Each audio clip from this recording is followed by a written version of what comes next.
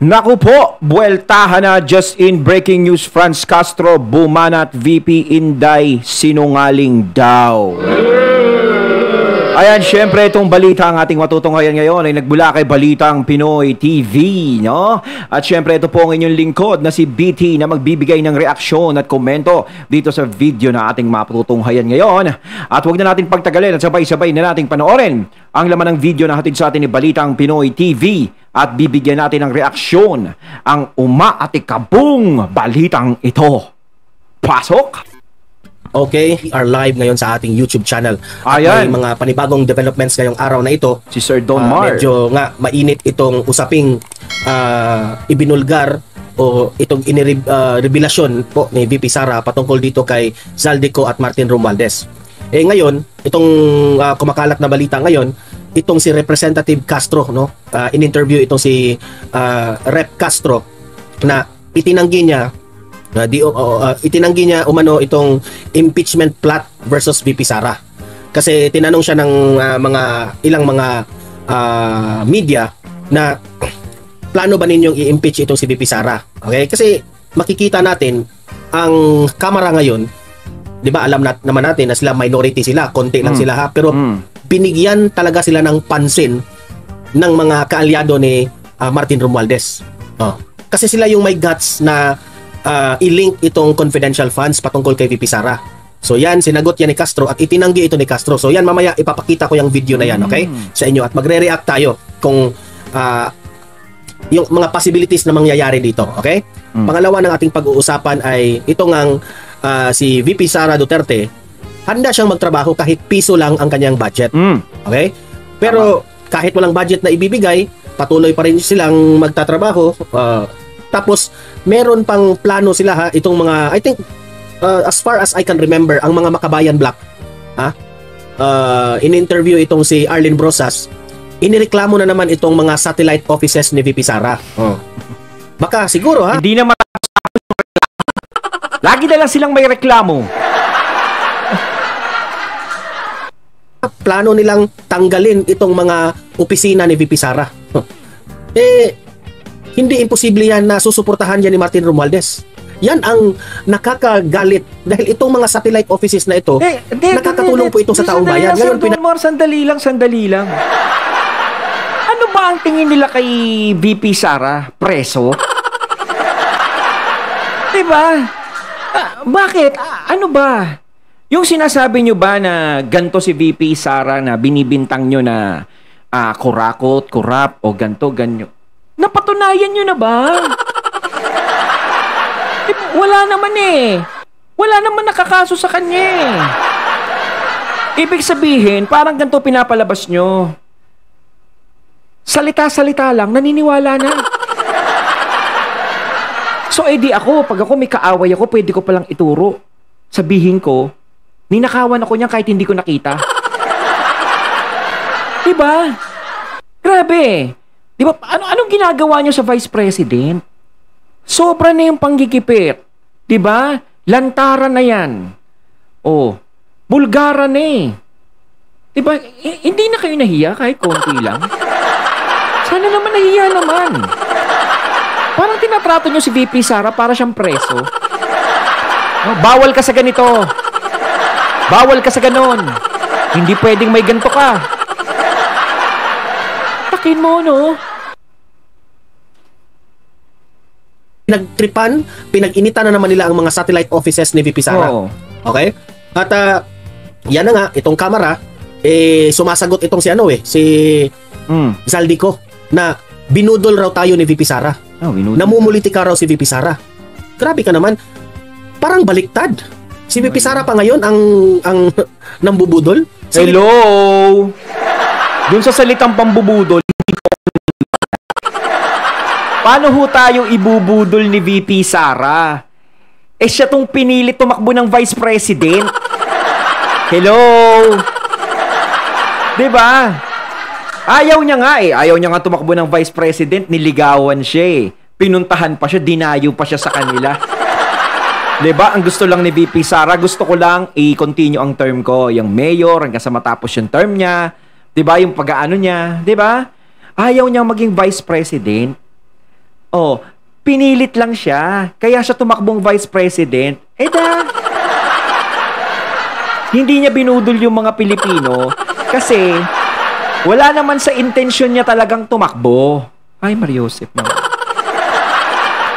Pasensya na po dun sa sa sinabi ni Mr. ko. 'Di ba parang hindi po ako medyo sumasang-ayon dun sa sinasabi niyong pangbubudol. Doon po. VP Sara pa ngayon ang namumulitika? Yan, pag-usapan din natin yan. Anong namumulitika?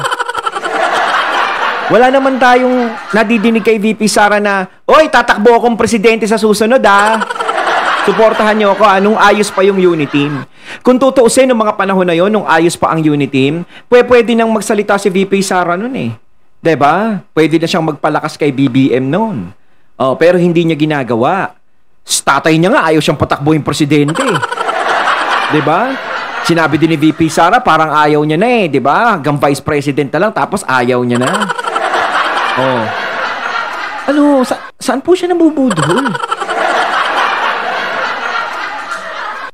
Mamaya, bago ang lahat, bago natin ito pag-uusapan, ayan, help me po na i-like muna. Magsisimula pa lang pero mainit na talaga. Para guys, kakalat ito sa taong bayan. Kaya sabay-sabay nating i-like muna at i-share tong video natin, Facebook at YouTube. 1, 2, 3, go! Go! Ayan, okay, Sir like and share Donmar para TV. maraming makalam. And also guys, paki-subscribe at paki-follow para lagi kayong updated sa mga balita na kagaya nito. Natin si Sir At Donmar ma-notify ang inyong mga cellphones kung meron tayong breaking news. Yes. Okay? So, kagaya nito, breaking news ito. So, sabay-sabay nating i-follow, i-subscribe, Facebook at YouTube. Ready? Follow, subscribe. 1, 2, 3, go! Ayan, thank you very much. Okay, simulan na natin ang ating i-react dito nga.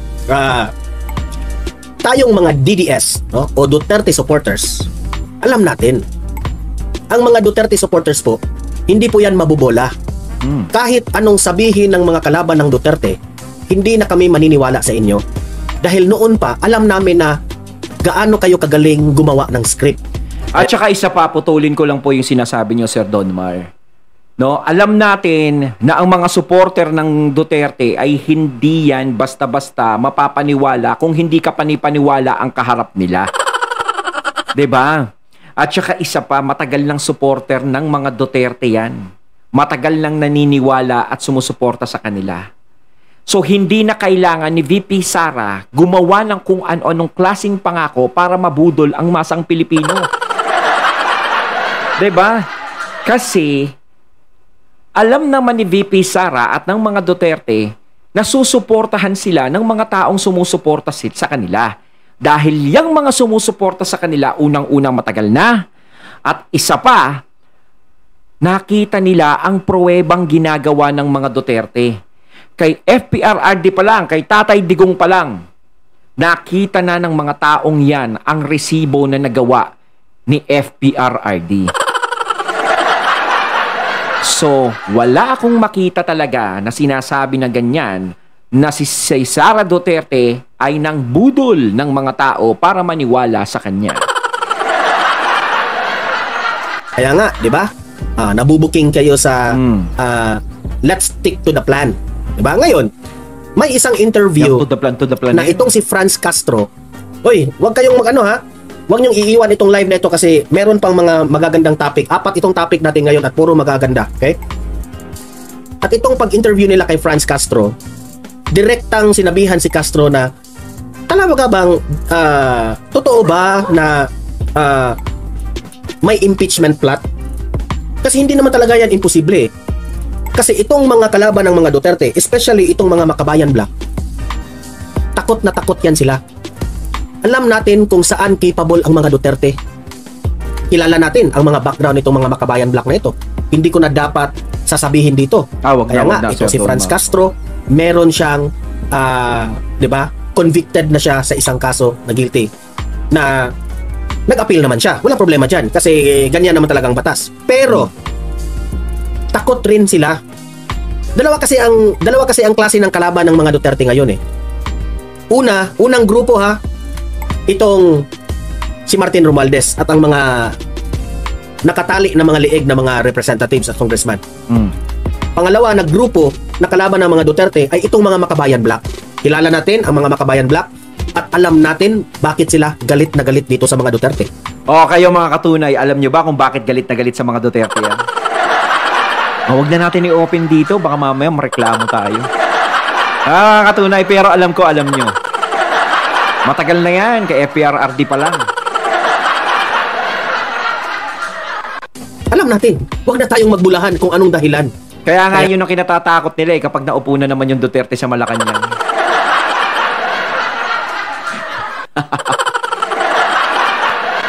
Wala akong sinasabi, ha? Kung merong mag-comment dito, bahala kayo dyan.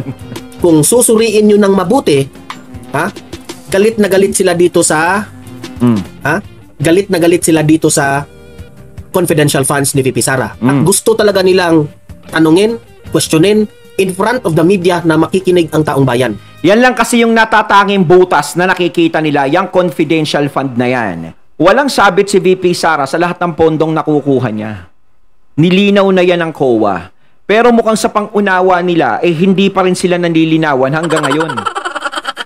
Gusto pa rin nilang lagyan ng bahid. Gusto pa rin nilang hanapan ng butas para si VP Sara ay maipit. Diba? At bakit nasabi ng mga ilan na useless na yan? Kasi nasa korte na yan. Doon na yan sasagutin ni VP Sara. Oo. Which is very true. Kasi tama ano naman ang function ng three branches of Kasi government? hindi niya na pwedeng pag-usapan yan dyan eh. Di ba? Sasagutin niya yan dyan. Kung sagutin niya yan dyan, tapos may korte, may hearing doon, sasagutin niya na naman. Di ba nakakainis yung paulit-ulit? Para kasirang plaka. Ngayon, kung sa korte naman yan is masasagot niya naman, di ba? Wala namang problema. Pwede naman sa kanya, game naman siya ron, kung yun talaga ang pag-uusapan. Kasi nga, ang pinunta niya talaga dyan, yung budget sa 2025, hindi niya naman pinunta yung tungkol dyan sa confidential fund, yung pag-usapan nyo. Ganito na lang gawin nyo. Magsipunta kayo sa korte, tapos dun nyo yan pag-usapan. Diba? Wala nang problema. Siyempre, yung mga reklamo ninyo, ang judiciary na po. Ang judiciary na po ang mag-solve sa problema na yan. Yes. Pinagbigyan na kayo. Bakit? Dadalhin nyo dyan sa legislative. Na ang pakay dyan, i-explain, alamin, kung wala namang masamang ginawa, i-approve nyo ang budget ni VP Sara. Pero hindi po ganon ang mga nangyayari. Kasi, itong pag-imbestiga sa budget ng opisina ng Vice Presidente, di umano, ito yung first step. Ito, opinion natin ha. Ako sa tingin ko, ito yung first step na mapag-usapan po ang impeachment plot ni VP Sara. Kasi kung hindi ito mai-impeach si VP Sara, sabi pa nga ni Hontiveros, sagabal ito sa kanilang political career. Nako. Itong mga Duterte na ito. Kaya ngayon, nagsanib puwersa na po ang grupo ni Martin Romualdez. Nako. At itong mga Makabayan Black. May nakikita pa nga mga pictures na iisang mesa silang nagpupulong. Huwag na tayong magbulahan. Tropa-tropa na sila. Ibig sabihin, kayo po ay nagkaisa. Talagang pag talagang kaaway mo, no? Talagang, ito kaaway ito ng mga Duterte. Kailangan ito yung mga hilot-hiluting ko. Uso na ngayon yung naggagamitan eh. Di ba? Siyempre, sino pa ba ang gagamitin mong sandata kundi yung mga taong galit sa mga Duterte? Kaya nakikita na natin yung nagiging hidden agenda. Parang gusto nyong kunin yung power. Gusto nyong kunin yung power dito sa Pinas. Nakikita natin dito na nananakam kayo sa pamumuno ng bansa. Kahit ilang beses nyong itanggi. Kasi kung hindi kayo nananakam sa pamumuno ng bansa, hindi ganito ang magiging senaryo. Hindi ganyan ang gagawin nyo kay Sara Duterte. Simula talaga na lumabas yung survey na yan, ulitin ko yun talaga ang nagpapahama kay VP Sara. Buti nga ngayon at natigil na yung survey na yan. Oo, Sir Don Mar. Di ba? Survey talaga. Pahamak. Kaya nagkakay. Pero, sa isang banda, pwede tayong magpasalamat sa survey. Alam niyo kung bakit? Kasi, yun ang naging dahilan para malaman ni VP Sara at makilala niya kung sino talaga ang mga tunay na nasa tabi ng mga Duterte.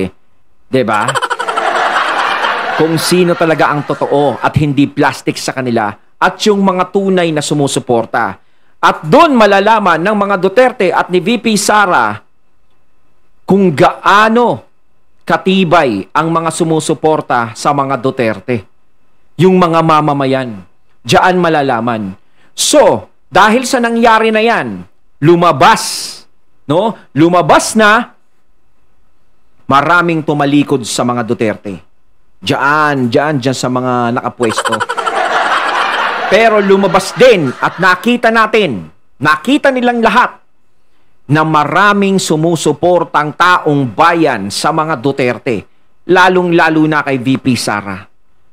Yun ang pinaka-importanting bagay, yung pagsuporta ng taong bayan. Kasi kahit magsama-sama yan, kahit mag-join force siyang mga party dyan, kahit na anong partido dyan ay magsama-sama, taong bayan pa rin ang nagdedesisyon sa huli. Diba? Kumbaga kahit sabihin na pagsama-samahin sila, ng mga 300 sila dyan, ang taong bayan is milyon-milyon. Diba? Kahit sabihin nila na ako, halimbawa, congressman ako, hawak ko tong lugar na to. Sabihin ko dito, wag nyo iboto si Sara Duterte, banto rito. Siyempre, kaharap mo sila Oo sila sa'yo. Bibigyan ko kayo ng sardinas at mga noodles, bigas. Pero wag niyo iboboto si Sara Duterte. Ako ang inyong iboto. O kaya yung manok ko ang iboto niyo. Sige po. Madaling magsalita sa salita lang. Pero hindi nyo malalaman kapag ginawa na. Nakikita nyo ba pag pumunta sila sa presinto? Alam nyo ba kung sino yung iboboto nila? Nakabantay ba kayo doon? Nakasilip ba kayo doon? Diba? Hindi nyo kontrolado ang taong bayan. Kaya kahit anong gawin nyo, kahit mag-join force pa kayo lahat, wala ding mangyayari dyan. So, hindi malabo na hindi mangyari ang impeachment plot na ito. Kanina, may nakita akong video na... Kasi kung matutuloy impeachment na yan, ako, malaking gulo yan. Diba? Merong statement itong si Kimbo. Naka-Amerikana pa nga yun Yan ang matatandaan ko. Isa sa mga highlights sa mga sinasabi ni Kimbo doon is kinaltasan raw nila itong budget ng opisina ni kaltas lang VP ng Sara. kaltas. Okay? Which is, karapatan nyo yan. Kasi sinabi ni VP Sara na kayo nang bahala dyan. Basta I will not answer your questions lahat-lahat because it's useless. Lahat nakasulat na doon sa aking budget proposal. Bakit pa tayo magdramahan dyan? At saka bakit pa sasagutin ni VP Sara yung tanong nila? Kapag sinagot ni VP Sara yung tanong nila, ganun pa rin yun. Hindi pa rin magbabago desisyon sa kanya. Diba? Isa pa, asking questions. At isa pa. Yung inireklamo ni Marcoleta, at yung isang kasama niya, sino yon? Diba? Anong sabi? Kung ginawa nyo yan ni Presidente Bongbong Marcos, edi gawin rin natin ito ni VP Sara. Dahil yan na ang nakasanayan. Yan na ang tradisyon, kumbaga. Ma'am Jero, hilo po. Diba?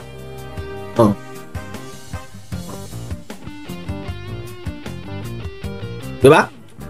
So, eto, ipapakita ko sa inyo yung unang video na i-react natin. Kamote Moto, hello po sa inyo. Shoutout, Boss Donmar. Ayan, eto, copy. Pasok! Itinanggi ni ACT Teachers Party List Representative Franz Castro ang aligasyon ni Vice President Sara Duterte na siya umano ang nasa sentro ng impeachment talks laban sa Vice Presidente. Itinanggi ni Franz Castro. Sa tingin ko naman, tatanggihan talaga niya. Kasi script yan Yan ang hirap. Basta importante, tinanggihan niya. Sinabi mo na yan Wala nang bawian. Nyo si VP Sara, pero yung script ninyo nabuking. Kasi buong akala nyo, nagigipitin natin ito sa hearing ng kanyang budget hearing. Di ba? Pero si VP Sara po is 5 times advance sa inyong mga pag-iisip. Oo. Tingnan mo, hindi nila akalain na yun ang magiging sagot ni VP Sara. Yun ang magiging move ni VP Sara. Tapos heto pa si Marcoleta. Pinapaalala pa sila ni Marcoleta. Kung malaking kahihiyan ito. Virginia Malonzo, hello po. Si Senpai, hello po. Malaking kahihiyan kasi nalaman ng taong bayan na noong mga nagdaang kasaysayan ng bansang Pilipinas, nirerespeto po ang Vice Presidente at Presidente. Ngayon lang nangyari sa kasaysayan ng bansang Pilipinas na binastos itong Vice Presidente natin. Ma'am Len Helen, hello po. Ang dami ng mga Kay VP Sara lang talaga nangyari yung ganyan. Sa lahat ng mga naging Vice President, kay VP Sara lang talaga. Grabe yung ginawa nila. Talagang yan yung naging pagkakataon nila para bawian si VP Sara. Para personalin. Siyempre, ganyan ang ginagawa nila eh. Nakakuha sila ng pagkakataon. 'Di ba? Kinuha nila yung pagkakataon na nagkaroon ng hindi magandang pagkakaunawaan ng administrasyon at si VP Sara. Kaya malayang-malaya silang nakakabira kay VP Sara. 'Di ba? Walang pumipigil sa kanya. Pero nung dati, 'di ba? Hindi naman siya ginaganyan. Dahil alam nila parang nakikiramdam pa sila noon. Alam nila close pa yung dalawa, yung administrasyon at si VP Sara. Pero nung nalaman na nila, parang naging music in their ears. 'Di ba? Yun, doon na sila nagsimula. Siyempre sasamantalahin nila yung panahon na 'yan. 'Di ba? Creators nanonood. Eliso Betterman, hi po sa lahat. Ayan. Di ba? So, ako po dito, bilang isang representative ng mamamayang Pilipino, ako na ang mag-voice out sa aking sarili. Ito yung opinion ng taong bayan. Ayan. Hindi po kami magpapalinlang sa katotohanan. Okay? I mean, hindi po kami magpapalinlang sa mga script ninyo kasi kami po ay for sa katotohanan. Yan. Ako nakikita ko talaga ang tama at mali dito. Yung Tagalog natin sometimes balintong-balintong yung natin Tagalog Di ba? So, itatanggi talaga nila na mayroong impeachment plot. At alam ko na itong si Martin Romualdez at itong si Zaldico, opinion ko sa tingin ko, gagamitin itong mga Makabayan Black.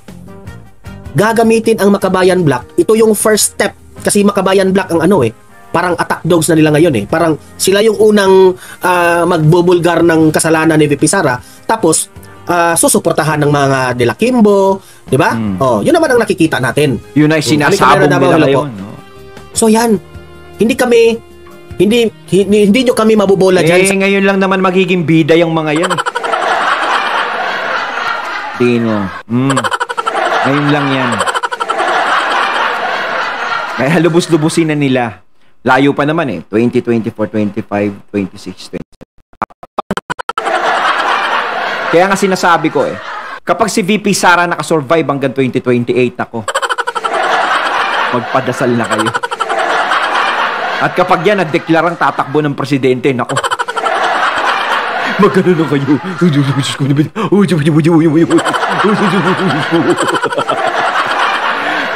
Hindi ako nagbibiro. Nako, ayaw niyong tigilan, no?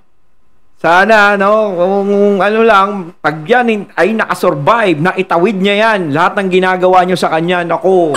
Tulong po kami. Di ba? Lagot kayo. Sa ganyang script. Di ba? Ito, patuloy.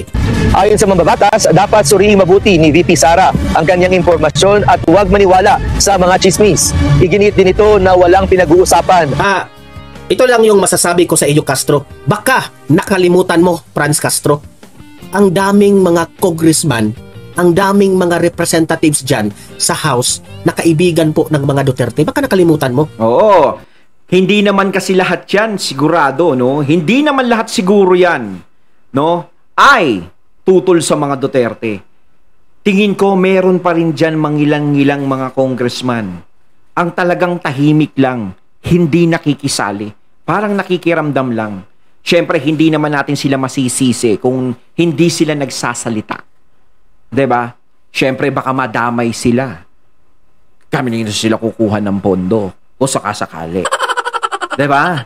Pero tingin ko, merong mga kapanalig si VP Sara dyan na nagmamatsyag-matsyag lang. 'Di ba? Sino-sino kayo? Kaya wag mong pagsabihan si VP Sara na wag kayong maniniwala dyan sa impeachment plot na yan. Meron talagang lulusot hindi na kami naniniwala. chismis at istorya na mag-i-inform. Hindi. Ayan na nga, sige. Yung sinasabi dyan sa ating lahat, no, Sir Don Marco, sinasabi nila sa ating lahat na huwag tayo maniwala. Sige, maniwala na tayo. Yun ang gusto nila No? Abangan na lang natin yung mga susunod na kabanata.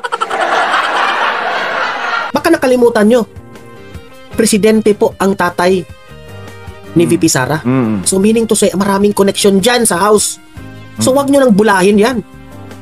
Yes. Ha? Kasi kayo, ang babaw. Kayong gumagalaw dyan ha, kayong mga taga-house, mga iilang mga kongresista, ang babaw po ng galaw nyo.